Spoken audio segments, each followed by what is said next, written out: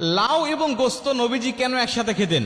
বর্তমান বিজ্ঞান এই গবেষণা করে তারা অবাক হয়ে যাচ্ছেন যে এটা কোনো সাধারণ মানুষের খাবার হতে পারে না। কারণ কোনো সাধারণ মানুষের পক্ষে জানা সম্ভবই নয় যে এই খাবারের মধ্যে এত উপকার রয়েছে। এখন তো কোরবানির সময় চলছে, আমাদের প্রায় প্রতিটা ঘরেই কিন্তু কম বেশি গোস্ত রয়েছে। তাই আপনি ইচ্ছা করেই আপনি কিন্তু এই সুন্নতি খাবারটা তৈরি করে খেতে পারেন। একদিকে একটা সুন্নত আদায় হবে, অন্যদিকে আপনার শরীরের মধ্যে যে উপকারটা ঢুকবে আপনি অবাক হয়ে যাবেন বর্তমান বিজ্ঞানী সম্বন্ধে কি বলছে। নবীজি সাল্লাল্লাহু আলাইহি ওয়াসাল্লাম তার খাবারের পছন্দের তালিকায় যত খাবার ছিল তার মধ্যে অন্যতম হলো লাউ।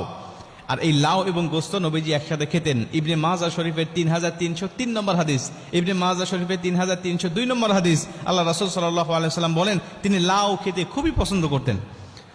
ইবনে মাজাহ শরীফের 3303 নম্বর হাদিসের মধ্যে আসছে, আনাস রাদিয়াল্লাহু তাআলা আনহুকে তার মা উম্মে সুলাইম এক টুকরি খেজুর দিলেন, কাঁচা খেজুর, বলছে এটা নবীজির দরবারে নিয়ে চলে যাও, নবীজিকে এটা হাদিয়া হিসেবে